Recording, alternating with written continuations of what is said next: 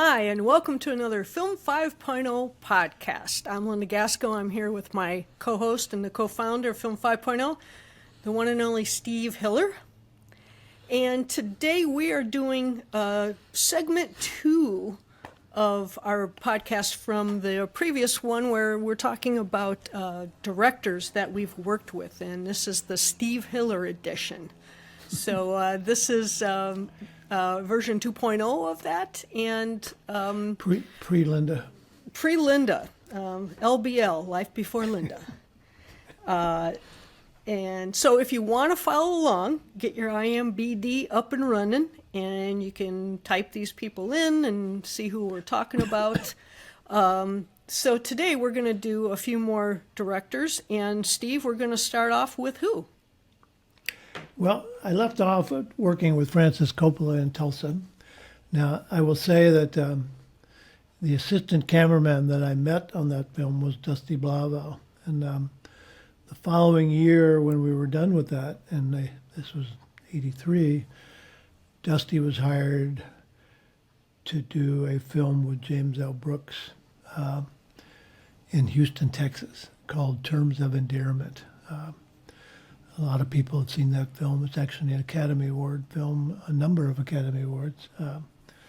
Anyway, again, I'm with Dusty, and the director on that film is a man named James L. Brooks, who I'd never met and didn't know much about. But again, as I said, I was pretty bad about knowing much about directors back then anyway. But James L. Brooks, you may know not only from Terms of Endearment, but later on he did Broadcast News, which was another Academy Award film.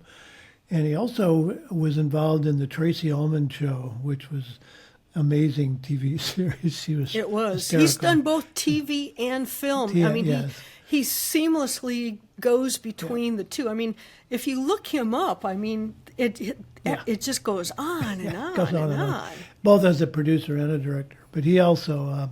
and a writer.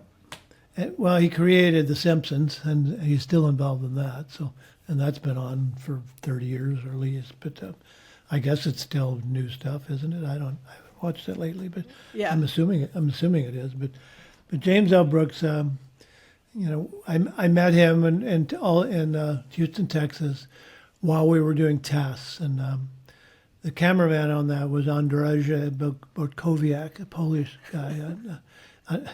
You want to go Andrzej, don't you? Yeah, well, Deborah Winger she was the actress in that nominated for Academy Awards. She would call him Andrzej, just teasing him all the time. But we have since, Linda and I have since visited with Andrzej in Poland at Kameramaj. He's Polish. Yeah. He lives there. It was a great experience, and we got to know each other, and I still think of him fondly as a friend. And but Terms of Endearment was another one of those films where the community, I mean, it was such a great film, and we all just kind of knew it, and the community was awesome. And James L. Brooks was, again, very hands-on. And but again, I don't remember any situations on the film where the flow was disrupted. So because it's just one of those things where he always kind of had to handle what he was doing, and I remember days when, because I always ran at lunch on those films. I was an avid runner, and I remember days running in Houston during lunch, and I would see him walking around the neighborhood with one or two of the actors. Like one day with Deborah Winger, they were walking around talking about the movie, and he would take those moments to fill in, his things that he wanted to do, and I always respected that. I remember he barked at us one time, and we had it coming where it was a scene where he was talking to the actors, and we were really close, and Dusty and I got to chatting and laughing kind of loud, and I remember he barked at us once about being quiet, and it was embarrassing because he was very right. It was so contrary to the way directors were treated, and I mean, there were directors back then that you just didn't do that. I don't know. So my feeling was we must have been awfully comfortable with him because we did that, and he set us straight. And well, that was your third film with Dusty, right, in a row? With Dusty. So yeah. the film Yeah. The familiarity is, Yeah. you know. I mean, Dusty and I we were comfortable with each other, but we were obviously comfortable with James L. Brooks because he was sitting right there talking to an actor, and we couldn't stop ourselves. But I remember another situation in the movie. You may have seen, if you've seen the movie, there's a scene in the grocery store where she's buying groceries and she doesn't have enough money to pay for it and wants to put back some things and her son says, "How about this?" And it's my doll. It's a container. It's my doll, and we want to see that. So then on take two, Maida Wild was the script supervisor. Who I think she's passed away, but she'd been around since Bogart in the 40s. But Wow. I mean, she was older then, but she was amazing.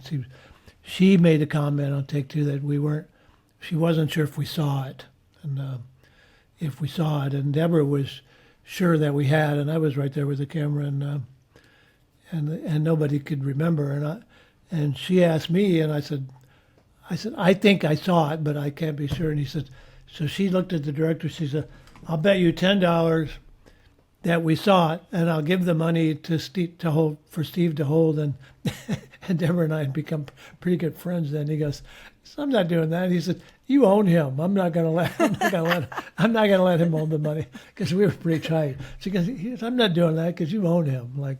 So everybody was keyed onto the fact that her and I had become pretty good friends, but it was pretty funny. But You mean Deborah Winger, not the other lady?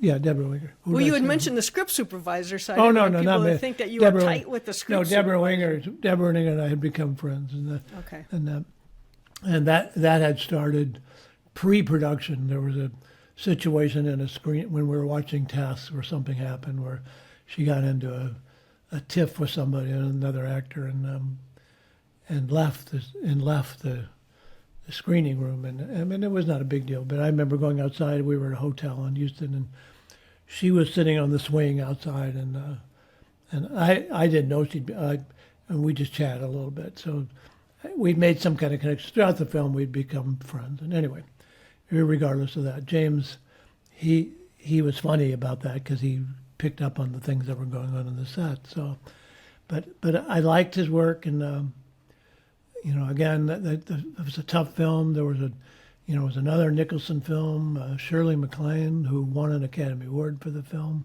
Danny DeVito was in it. Who's the actor that played her husband? Jeff. Jeff.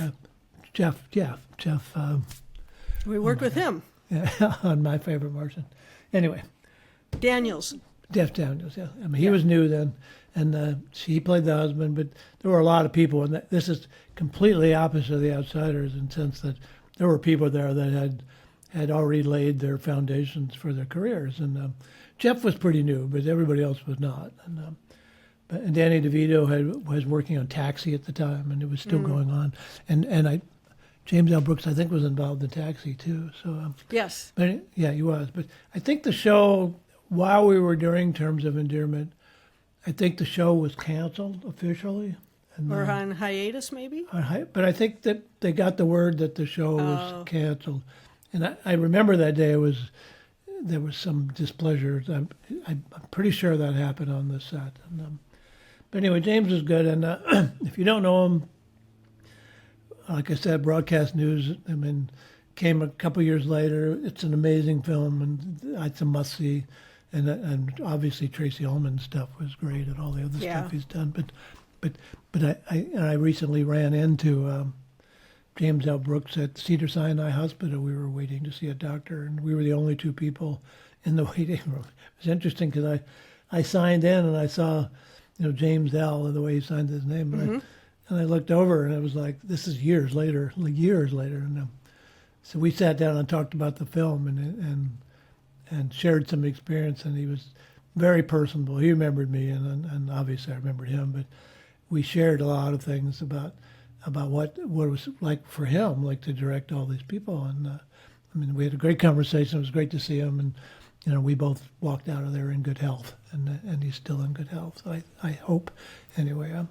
Well, he seems, even in interviews I've seen with him, very relaxed, very personable. Very personable, yeah. and you were lucky that you got to, again, witness another great director. And Yeah. don't you think, Steve, that, when we've been on sets, that the conversation between the director and actor is usually a very quiet one. Usually they don't yell across the room or whatever, but they actually go to the actor James L. Yeah, very much. and have a quiet conversation, because nobody else needs to know except those two people, and it should be a conversation. So Yeah, well, I mean, Francis would do that with the kids sometimes, but there were a lot of times when he would just direct through the loudspeaker. Yeah. And there were times when some of the actors. That's not common, everybody.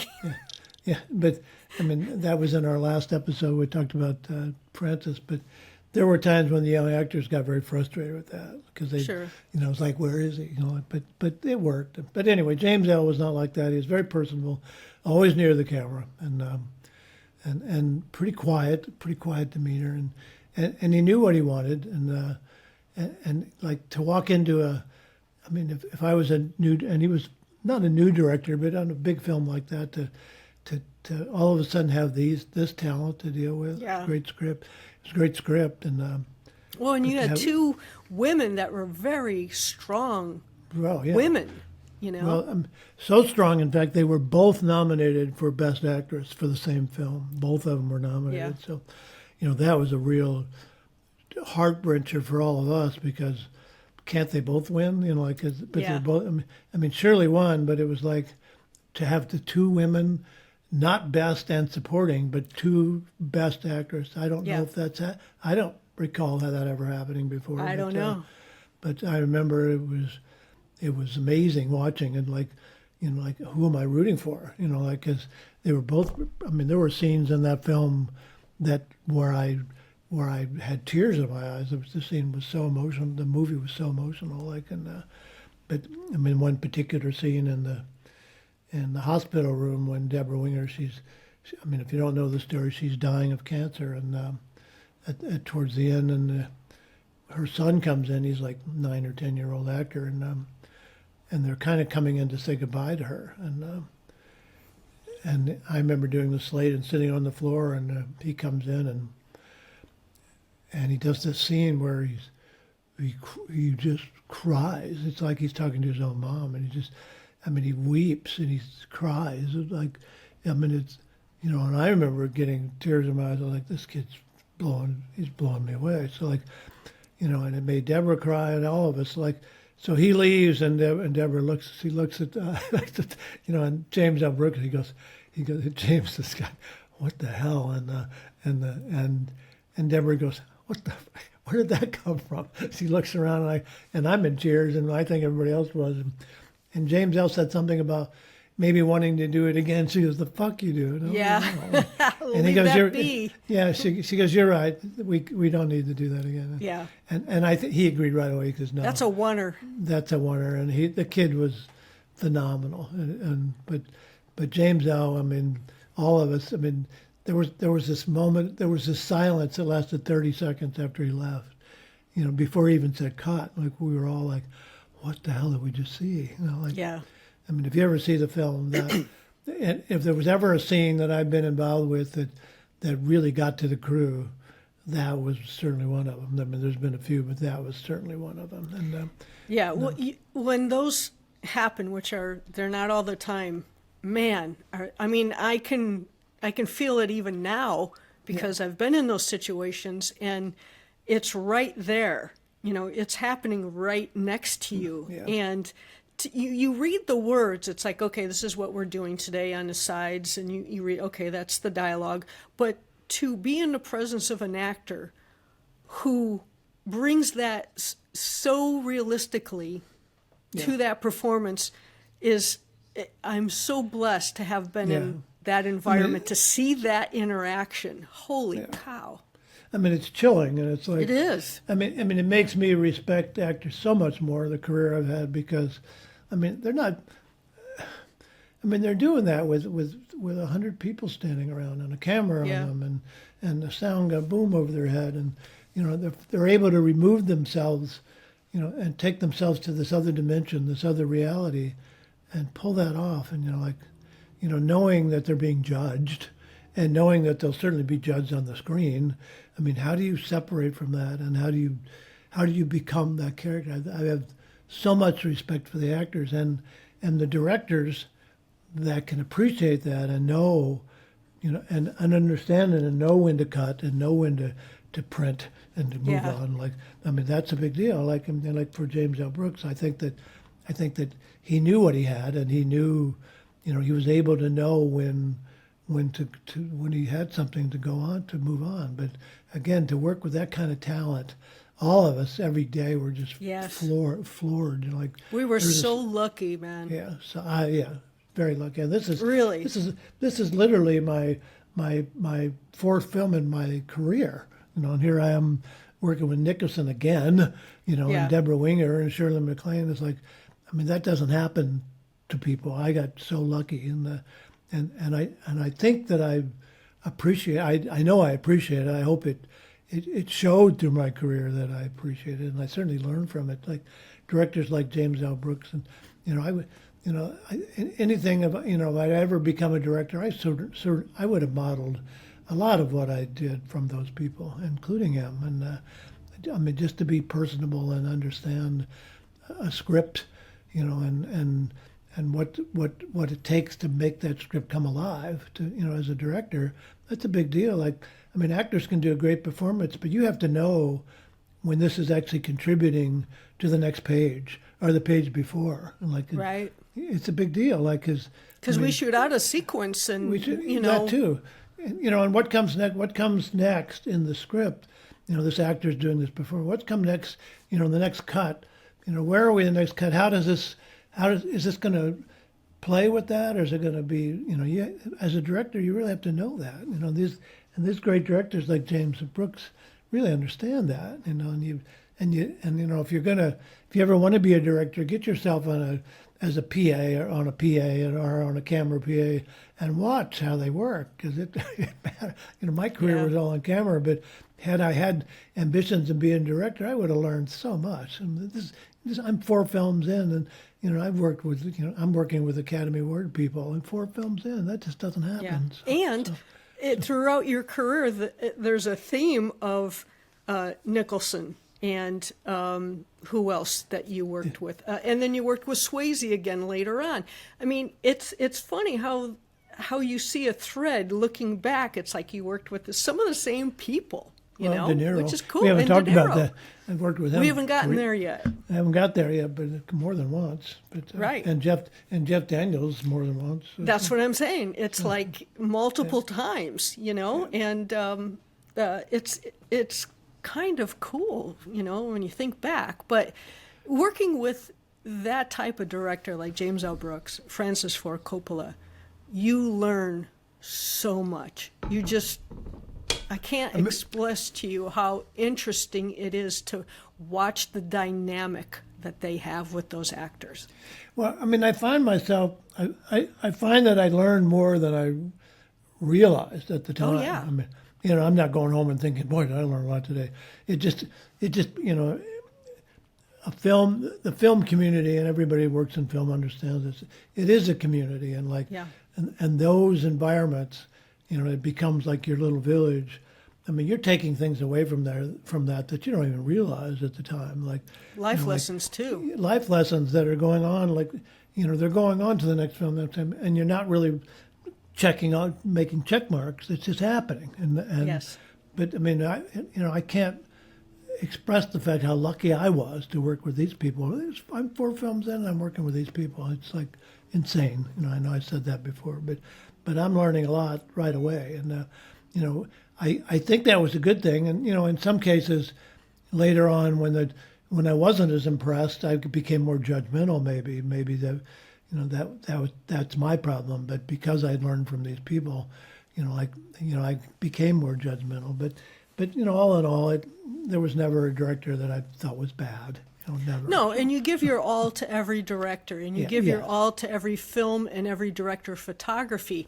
But you certainly can, think back to working with some of these major directors and knowing what the difference is, right? Yeah.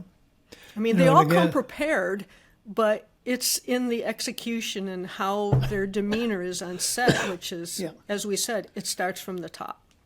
Well, and it makes a difference. Like, 'cause, I mean, if I'm an actor, and I know the director has my back, and all these directors do, and I know that they're not sitting back there going, I'm being critical, and and the way, like Donald Petrie once said, as a director, it matters how you say action and cut. Like Yes. if you say, oh, cut, like that, what does an actor think that means? Like, like rather than saying cut, there are ways to say roll and action and cut from a director's standpoint that affects the actors. And I can't remember any director that didn't do that correctly. Maybe I there agree. were a couple, but No, it's a big deal. You know what? They're all invested in it, Yeah. and a lot of these people have been actors and or writers, so they Yeah, that's feel true. the emotion of the set and what the scene requires. Yeah. Well, we worked with Jamie Barber a couple times. In fact, he's one of the people we talked with. And when he became a director after being a DP, said the producers actually wanted him to go to acting school because he'd never been an actor. A lot of directors have been, and he said it really served him well, to get involved in the actors and knowing, he kind of understood what they're up against because he was a DP, but to be on that side of it, to be a director and really understand what an actor does. He said it really mattered that he went to acting school and and really got into it. He said, I'm not an actor, but I learned a lot, from the director's standpoint. And I think that's valuable. I don't know I'm sure that Francis and James L. probably came from those backgrounds early on. But it matters. And, it all matters. Yeah, well, you're a lucky guy. I mean, and Yeah. we've said this before, both of our careers, we were really lucky early on. Yeah. But, and I knew it right away. I was like, wow. I mean, my third movie was The Fugitive, Yeah, I know. Yeah. And you so got to work with me. Good heavens. Oh, man. Yeah, but it's also having, working with Steve and for him to be able to, pass some knowledge on to me about, this doesn't always happen this way, or this is, for me to Yeah. be able to ask those questions because he was there already, and we worked with terribly good people, crews that were just amazing, but everybody, including the director, because it does say a film by, right? Yeah. They all came extremely prepared and very much, everybody worked with the actors very well. And just fantastic people. Yeah, James, he did work with the actors well. I do remember that. And again, there was never a moment that I can recall where I ever heard a loud voice from him or, if there was something to be said, it would be quiet and it would be with the actors. I don't ever remember something coming from Video Village about, oh, don't do that again. I don't ever remember that. It's like he was calm and collected and and he knew, he knew what he had and he knew how to, the performers are there. You just have to understand how to work with them and not lose that creativity because boy, Well, he had a handful know how to of- speak to them. yes. You don't use certain words because it doesn't resonate. How do you speak to the actor? And again, realizing that when there was something that really needed to be talked about, they would physically go up to them within a couple inches and talk. he did that. So, yeah. That, that's a really big deal. And the fact that he had actors, Academy Award nominated actors, who know what they're doing. Yeah. See, that's a beautiful thing. It is a beautiful thing, and from a director's standpoint, it's like, if you see something going on with an actor, the challenge would be, if you didn't like it, how do you go up to Shirley MacLaine? Yeah, that's what I was thinking. Yeah, right. And Shirley?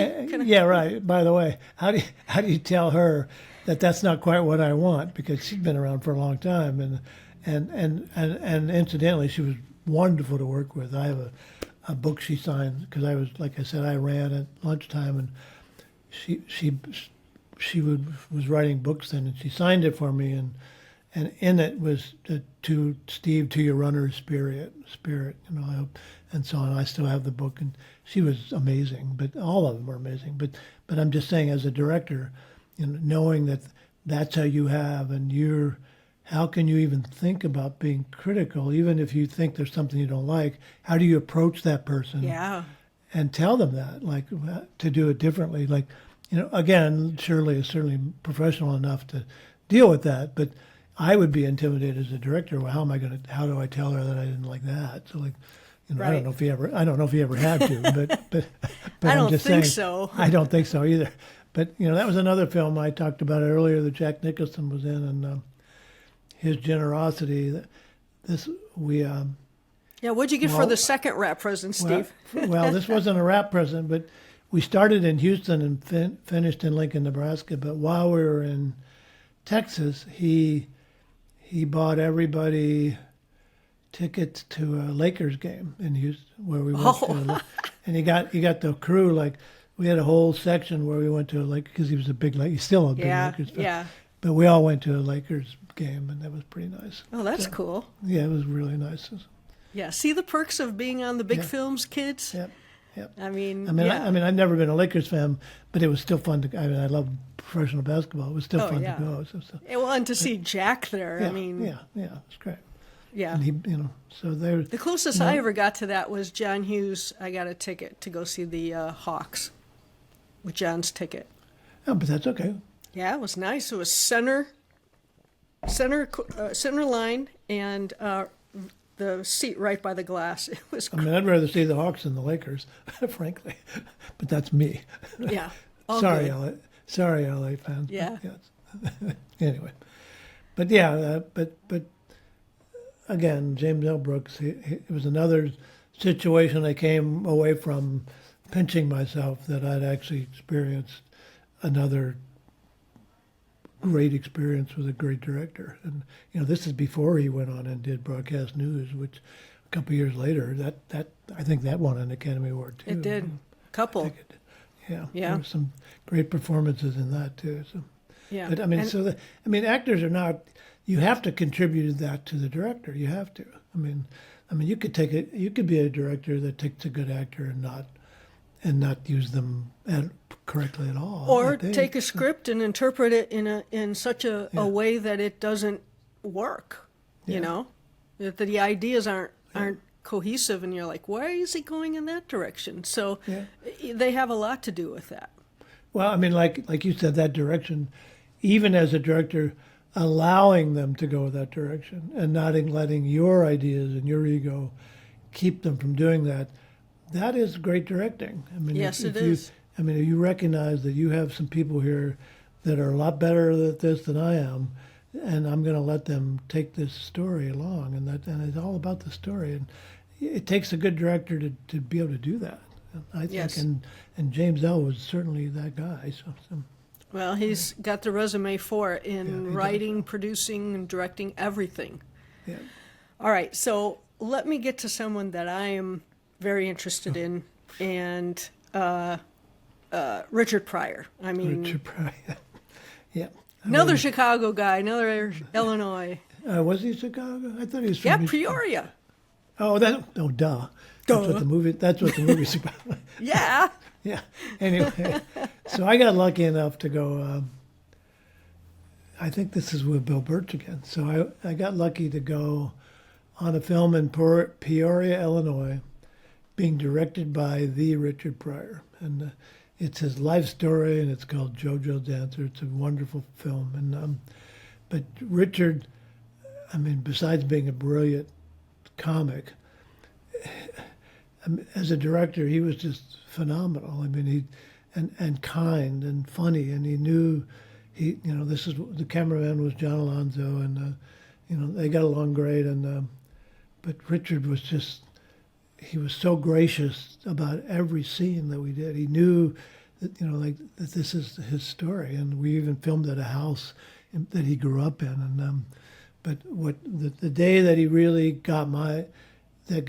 stole my heart was when a tour bus, Peoria. There's a lot of tours in Peoria because it's an old Illinois town, but it has a lot of history. But this big bus stopped right in front of the house where we were filming. There's a big yard and big tour bus stops, and Richard, he was like to the AD, he goes, "What is that?" And they go, "Well, they put our crew, our set on the tour route."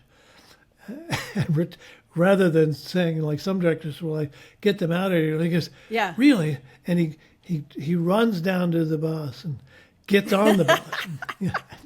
And we followed. He got on the bus. He's walking through the bus, talking to everybody and laughing. And then we thought that was the end of it. But then he gets off the bus and he brought everybody out of the bus to take pictures with him and stuff. This is taking like an hour. I thought this is the kindest thing I've ever seen. But yeah, he's taking pictures of people. But rather than being out, he thought that was the greatest thing that ever happened.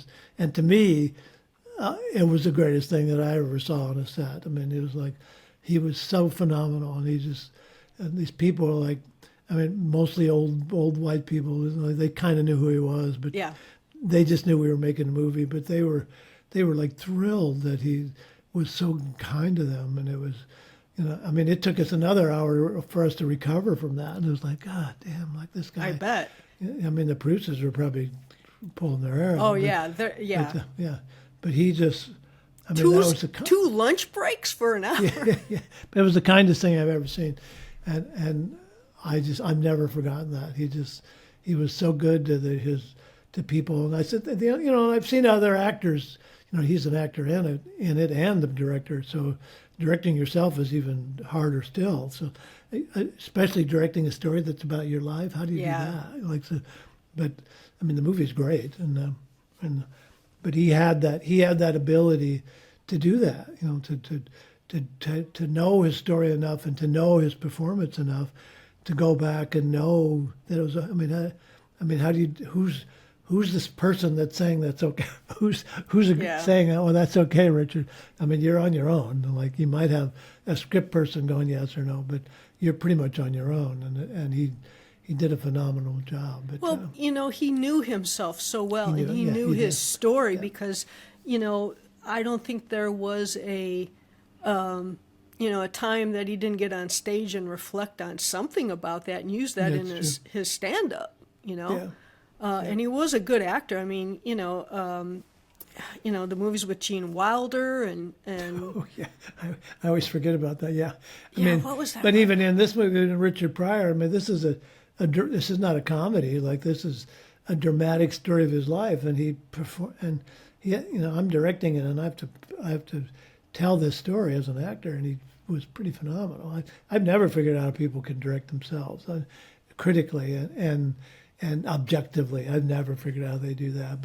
And it's the only time I ever worked on a film where I saw that, and he certainly rose to the occasion. And then he was also able to be kind to the tour bus, and that just he stole my heart. Because like you were saying, we've been on movie sets where especially if we're shooting in a practical location like Pacific Palisades or somewhere, and you hear the leaf blowers, and you can feel the director's eyes roll back in their head, and they're like, or something is going on outside, and the fact that he just went with it and was like, let's do something. Or who do I have to pay to make this go away? So. Oh yeah. Yeah. Or one time I forgot what set we were on, but the ice cream truck came. And I was Yeah. Oh, well. And because they knew where we were.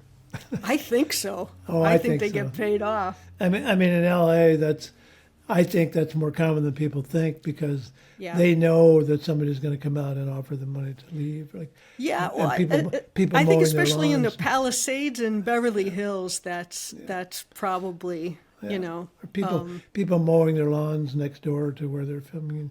That they know better. You know they do. So you think, but I Well, always wonder about that. there's a tip for everybody. If they're filming next to your house, get your snow blower or leaf blower out and make some extra cash. Yeah, that's right. And that's what'll happen. So Yeah. I hope we haven't given people ideas, but yes, Well, that I've one we seen did, that. sort of, but- I mean, I've seen that on more than one set. I've seen that, especially in California, because Yeah. the California people they're hip to it. You know, like Oh, yeah. like in Pasadena, they're very hip to it, and well, I have one experience here in Highland Park. I live in Highland Park, Illinois, where they did Risky Business, and I was working. That French Cruz came up here to do Risky Business after The Outsiders. He wasn't on Rumblefish.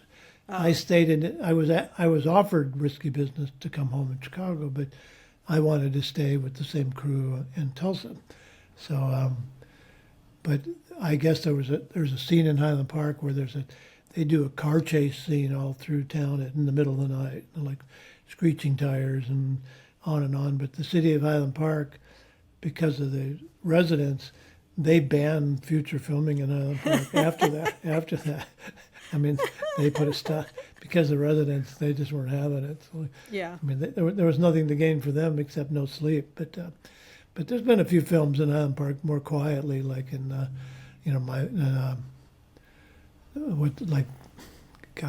there's what are the Hughes films? Oh, John Hughes. 16 Candles. There's and Ferris Bueller's Day Off. Oh, yeah. This is afterwards where they did the house in Ferris Bueller where they drove the Ferrari off the back porch. That's here in Highland Park, but they've done some stuff here. But the town was not happy with that. No. And that's why when we would film in Pasadena, we would sort of get kind of giddy because we knew that there was a hard in and a hard out. And we're like, all right, we're going to be home because we got to leave that location because there's so many directors and producers that live in Pasadena. They're like, we're having restrictions. Yeah, you're not going to shoot all night. Like, when it's time to go home, you're going to go home. So. But that always helped us. But Yeah. So that does. As you can see, Richard Pryor was definitely different in that respect. Yeah. Oh God, he was. I mean, I've never before or after worked with a director quite like that. One, the director himself. That two, that on the click of a finger, be that personable. Like, when that bus pulled up, we're all thinking, oh, he's going to have a fit. And we didn't even know why he was going out there. We thought he might be going out there to yell at the bus driver or something. But, I mean, and it turned out to be totally different. And that it was a great experience. So That's awesome. Yeah, it was awesome. So. All right. So who's the last guy we're going to talk about? Well, I'll skip over Michael Ritchie just for 1 second. I did a second unit with him on Wildcats with Goldie Hawn. He was great, but again, I was on the second unit, so I mean, I can't say much about the film, but he has a pretty good history. He did The Bad News Bears, which is a classic comedy film. Yes. And he did The Candidate, which was a great film, and he did Divine Madness, which was a great film. So it was kind of a pleasure to work with him. But again, it was a second unit, so I didn't get to be around him much, so I can't really spend much time on it. But again, that was a nice film in my career. Working with Goldie Hawn was great. She's terrific. She's everything you think she might be. She couldn't have been nicer and funnier. So, that's cool. But then my next film, I was asked to do a film with Jessica Lange called The Music Box. They were starting in Chicago and going to Budapest to finish the film. They were starting here, so I was hired locally. And the DP was from France, and Patrick and Bossier, and I remember being at a pre-production meeting, like the production meeting before you start shooting, and I was sitting next to him, and we were shooting in Panavision, and he leaned to me and he said, "You're going to Budapest with us, right?" And I said, I don't think so. Nobody ever asked. And he goes, "You're going to go to Budapest." And he said, "Nobody in Budapest knows Panavision." And I said, I'm happy. I'm happy to go to Budapest. And we should say that Steve is a first assistant by now. But yeah, I was the first, and I was the focus puller. So I was the key assistant on the job. I had moved up. Yeah, I hadn't been one very long, but this film was a big deal to me. But what impressed me most was Costa-Gavras was the director. Now, I don't know if people know who Costa-Gavras is, but there was a movie back in the 70s called Z. It's a political movie when I got home from Vietnam, I was very involved in anti-war stuff and Students for Democratic Society. So the movie Z really touched me. It's a movie about corruption in Greece, and it's just so beautifully done. And he was the director on it, and the fact that he was coming to Chicago to do this film, I was just blown away. I would, for the first time, next to Francis Ford Coppola, I was really awestruck to be working with Costa. And again, so lucky. Anyway, yes. But he did the movie Missing, and he did the movie Z. But Z was, to this day, one of my favorite films ever. But anyway, Costa-Gavras he was the director that Video Assist had started and really gotten pretty on at this time. But Costa, I was the first assistant, so he was always right next to me, sitting on a chair next to the camera. Always, he didn't go to the monitor. Old school. He wanted to see the actors, but I could hear his words to the actors. He was always right.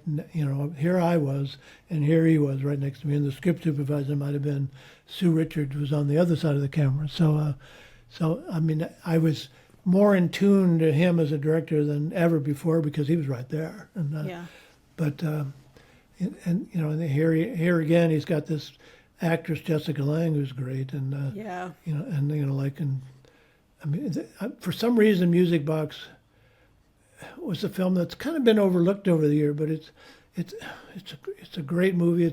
It's kind of a Holocaust movie in a way. It's about her dad, but it's certainly a movie I recommend. And it's like you don't know who were your parents prior to, right? Who are they as a person? Yes, kind of thing. She plays a lawyer, and her father has been accused of being a Nazi sympathizer in Hungary during the war. They're Hungarian. At a camp. There and just in town, like as part of the local police. And he wants her. She decides to defend him, not believing for a minute that this could be true. And so as the movie evolves, she winds up going, the second half of the movie we did in Budapest. And I was shooting video. I had a video camera going all the time when I had a chance. Oh, where is that footage? I know. I still have it. Do you? We had to pull that out. Yeah, I got it. It's small. It wasn't VHS, small cassettes. Digital? Not digital. It was digital. I forgot what camera it was, but small. Oh, the small high little, 8? The high 8 It was ones? I think it was pre-high 8. It might have been high 8. But it might have been high 8. This is 1989. And in fact, this is the year in Budapest. It was their last year under communist rule. It was that year that we were there. And a lot of my crew was, when I got to Hungary, were Hungarian, a lot of them. And that makes sense. Yes. Well, they weren't taking it. They took me because the DP insisted on it. And, and you knew Panavision, so they don't have that there. So. They didn't have. They do now. They didn't then. But right. But then Sue Richards came along. She was the script supervisor, and that was important because she started the film. And Jack Richards was a Chicago cameraman, and he came along to do second unit. And so we were the Chicago force. And but Rob Cowan, who's now a producer in L.A., he was the first AD. We got to be really good friends. But I remember shooting my video so much that Costa was aware of it. He would even see me in the hallways of the hotel and make comments like he said, someday we'll get to see all that video you're shooting. But he was great. But anyway, one day we were on the set in Budapest, and I was on the floor. We were doing something, and he had done a film with Deborah Winger a couple of years before that, and I had worked with Deborah Winger in terms of Endearment, and her and I had become friends. And he was standing behind me, but I knew I knew he was later that he was saying it so I could hear him. But he said, I had this phone call last night with Deborah Winger. She called and say hi, and so that got my attention. And he goes, she asked me if there was this silver-haired guy on the set named Steve, and I'm going, and he leans over and he goes, she told me to say hi and that she loves you still. Like, and to me, to have Costa-Gavras pass on a message from Deborah Winger to me on the set in front of the whole crew, just, I mean, that next to Richard Pryor going on to the crew bus, that was probably the next best thing ever. But he was very personable, and the fact that he was still talking to actors from years before.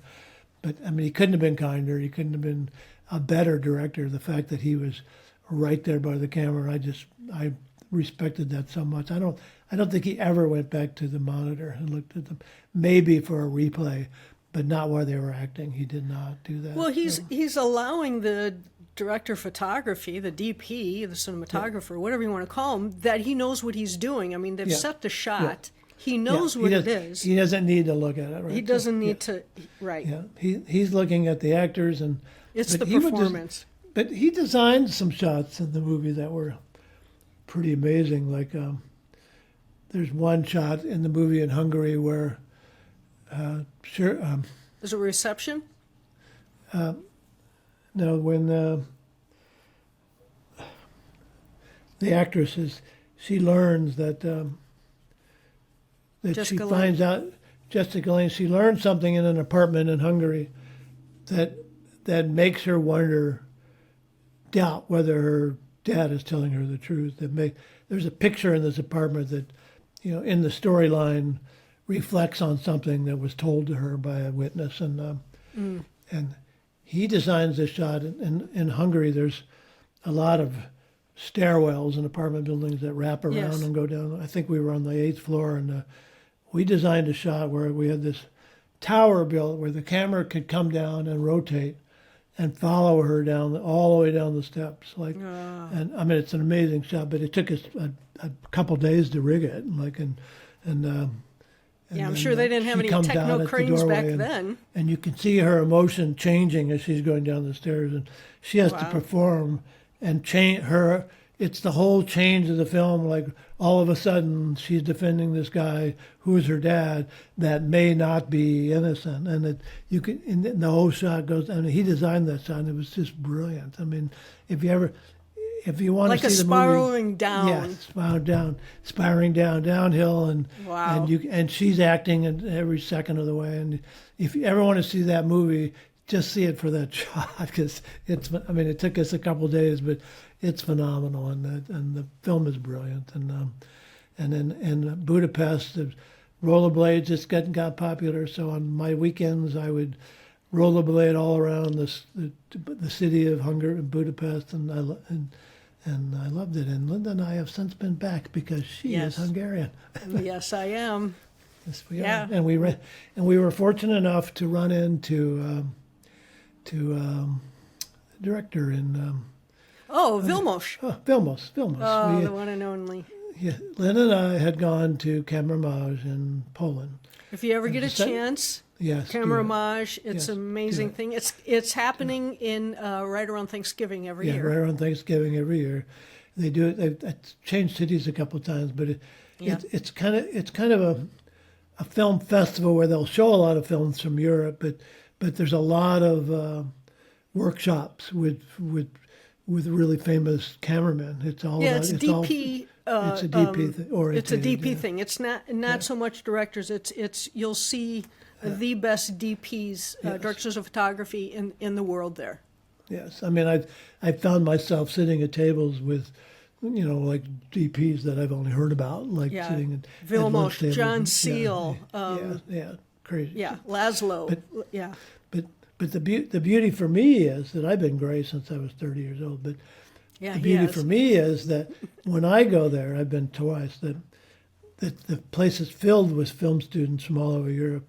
Because I am a silver-haired guy walking around with them, they always think I'm somebody. They did. And It Lin- was and hilarious. Linda can attest to it. They always think, because I mean, there might be some DPs that I look like, but they always think that I'm somebody. It's pretty Well, funny. it's the fact that you were sitting at the table with all of them. With them. And they're talking with you and you're conversing and you have, and these kids are all like, wow. It's like when they go to the ASC clubhouse and they see Roger Deakins and, they're like mesmerized. Yes. So Steve got up from the table and started walking over and went to, one of the buffets and all these kids are swarming him and talking to him. And he's like, what's going on? Trust me, I'm nobody. But it was fun, and it's a great place. There's some after parties that'll knock your socks off. Oh my God! I mean, Kodak and Panavision and the lens company. What are they? Hawk lenses. Yeah, they they're had all the there. best. They had one of the best parties I've ever been to at the hotel, and it was right in the hotel we were staying at. It was pretty phenomenal. Yeah, and that was the last night, so it was like drink and then go right up. We went to parties with Haskell. It was great. Haskell was still alive then, and we went to party. We sat with him at the Kodak party, and all these great DPs. And but then the beauty of that incident was we went to Budapest from there, Linda and I, and ran into Vilmos again in Budapest. And if you don't know him, look it up because he's done some amazing films. One of my favorite films is the Vietnam film. I'm going to go blank. I know. I'll go blank with you. How's that? Deer Hunter. Deer Hunter. God almighty. I mean, people don't think of it as a Vietnam film, but I told Vilmos I thought it was the best, being a Vietnam veteran, because it's a film that deals with the families, like, what's happening at home. There was very little shot on Vietnam, but it's about the after effects of soldiers that have been there and come home with the trauma. But it was a beautiful film, and Vilmos has done some great things. Yes. I could go on and on. Didn't he do Close Encounters of a Third Kind? He did. I think he was a second or third director of photography, and he said, "Well, I thought I was going to get fired every day, and then I won the Academy." And I remember, I remember, because I loved movies. I always watched the Academy Awards since I was a little girl, and I remember them calling his name out and then watching him run up the stairs. He ran down the whole aisle, but he had told people. We had interviewed his camera operator, and he had told his camera operator that he wasn't interested in that stuff, and he probably wouldn't even go. So when he won, he ran the full length of the thing and ran up on the stage. It was hysterical. But it was. He was him and Laszlo were. I mean, if you want to know about them, I know we're talking about directors, but as DPs, there's a great documentary. About No them, subtitles. Called No Subtitles, about their story, and it's just watch it. It's fun. If you like documentaries and you like movie history, watch it. It's a great story. Yes. And for the film buffs out there, Laszlo Kovacs and Vilmos Zsigmond. They were the best. I mean, look them up and start watching their films, because they were part of that change in cinema. And Linda and I were lucky that we got to work with them both. And yes. I feel very fortunate that now, again, I'm getting off the director. Okay, so let's go back to Costa. But this is Costa-Gavras, but he's part of that old school. He's definitely that traditional filmmaking of, tell a great story. Yeah, he did, and his intensity.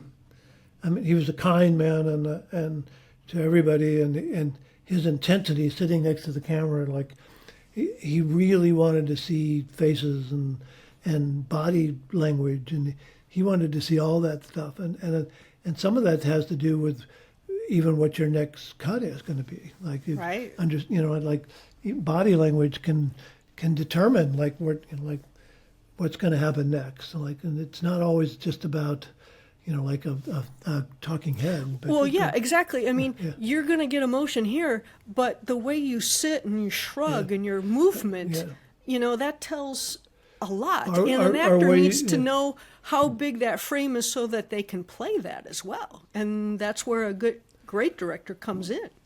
Well, and even how you're going to exit a scene, and he, like the plan of Jessica Lange in this apartment in Hungary, and her seeing this photograph that rings a really bad bell in her Yeah. brain, and the next cut, it's like, how am I going to show as a director where this is taking her, and that stairway, like Linda said, down, down, down. You're really, spiraling down. as a director, it was the most creative cut and scene that I'd probably ever seen. Where, boy, we're going down with her, and all of a sudden her world has changed and it's gone down. And Right, but the because movie- from that yeah. point on, that whole film changes. Yeah, The whole changed, yeah. everything happens, changed, yeah. and how brilliant of him to go.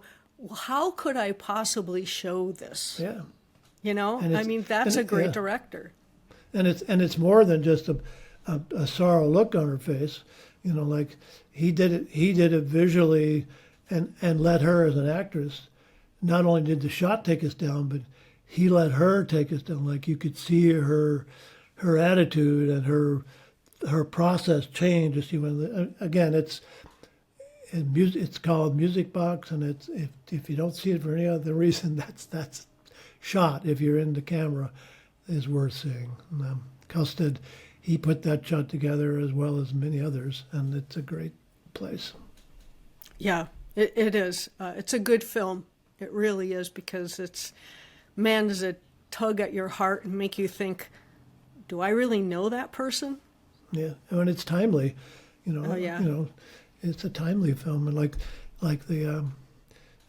I live in a community here that's mostly Jewish, and the theater here in town, they wanted to start showing more films that are more community orientated. Either directors come from here, things, and I mentioned that to him, to them, that Music Box is certainly a film that would touch bases here. In fact, we did some of it here. We filmed some of it here in the beginning before we went to Hungary, but I don't know if he knew the film, but I mentioned that. I said it's a film that would really hit home with a lot of people that live here. So Yeah, it's just a good movie. yeah, it is. It's just a really good movie. And you got to work with some really amazing people. Yes, I did. And it was all downhill from then. No, Yeah. I'm kidding. No, I'm kidding. It's all been That was- crap. No, it was. This is the first 10 years of my film career, and I got pretty lucky. And then I met Linda, and she started working with me, and the next 20 years were even better. So, Oh, yay, what a way to go out, Steve. there you go. Well, it certainly changed my life. But that almost does it for this episode. But we still have a couple more films to talk to Steve about. So this is going to go on to another episode that'll be 3. Okay, so there's going to be 3 total in this segment. So that will be the next one that you'll hear. Steve, man, I've heard some of these stories, but there are so many more that you brought out that are just amazing. Well, there's probably a lot more that I just can't remember. but that's our life on set, and for anyone who's been on set as long as we have and done these types of movies, you forget things, and then you'll talk to somebody else that you worked with on that movie, and they'll bring something up, and you're like, oh yeah, I totally forgot about that. So everybody remembers something, maybe something different that you didn't, and it's wonderful to talk about that, because one of the things I always tell people is, like, we have the best stories in this business. Well, I'm sure that everybody in the business has great stories, but we have some good stories. But I'm sure you could talk to another AC or operator that would have some better or equal stories than we do. So yes, but or better. But but everyone's got stories in this business. But I meant to also say that when we were at Kamermaj, we also visited with Andrzej Bartkowiak, Yes. who was the DP that I worked with on Terms of Endearment. He is Polish, and it was like seeing an old friend, and that's part of what Camerimage is about. And the other thing I wanted to say, when I was asked to go to Hungary because I knew Panavision, there's a little story. When we got off the plane in Budapest, they wanted to do some shooting at the airport. I didn't know this was happening, but Surprise. I did. So we had to unpack our stuff on the tarmac and pull a camera out, and a girl came up to me and introduced herself to me as my assistant. No, my translator. So, and I said, "Do I need one?" She goes, "Yeah, your assistant doesn't speak English." So Ildiko was her name, and she really kind of became my assistant. But on the first setup, I pulled the camera out, and the long eyepiece was on it. I pushed it against my body, and it snapped off. And, I mean, it has breakaway screws on it, but it broke off. And we're getting ready. It's the first day, and I remember she just kneeled down to me and she said, "Is that bad?" I go, "Yeah, that's bad." But fortunately, I had a repair kit, but I also had another camera body, so I went and got it off the other body. But I'm thinking, here we are with Panavision. The reason I'm there is because of Panavision, and I got my first test the minute I walked off the plane, so it was pretty funny. So.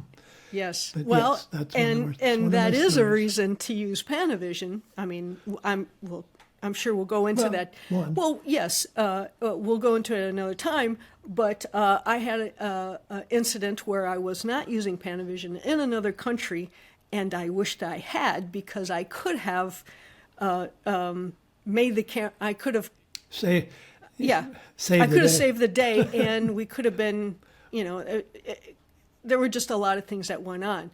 Had I had Panavision, because I knew how to fix it, and because it was easy to fix, and they always send you out with everything you need, it would have been so much easier. But yeah.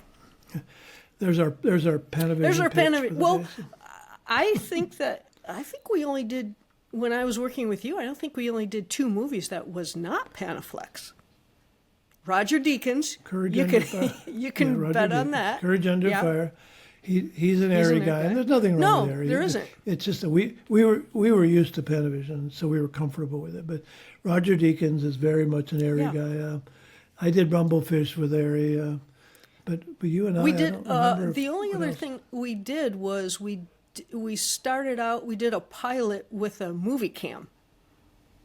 Oh, okay. I know, and Fujifilm at the same time. Oh, okay. Yes, I remember that too. Yeah, and that went away very quick. Another story. That's another story. So you guys have to listen again, because we've got 1 million of them. Yeah, we do. Well, a couple thousand. Anyway. Yeah. Gosh, it would be a great book. But it's not. It's a podcast. So, hey, if you want to find us on social media, where you can like, follow, and share us, you can find us on Instagram and Twitter at TheFilm50. Our webpage is thefilm50.com, and that will have everything that you ever want to know about us, and links and all that stuff. We're on Facebook at TheFilm 5.0. And our podcast, you can get us on Apple Podcast. You can get us anywhere you get your podcast. So if you like this, please follow us and share it. And we have the third part of this series, talking with Steve about directors, coming up. So I didn't do it on the last one, but hey, Steve, I think we can say we've checked the gate, and the gate is good. That's something we did every day, multiple times a day on set. So the gate is good. Hey, thanks for listening to this Film 5.0 podcast, and we'll see you on the next one.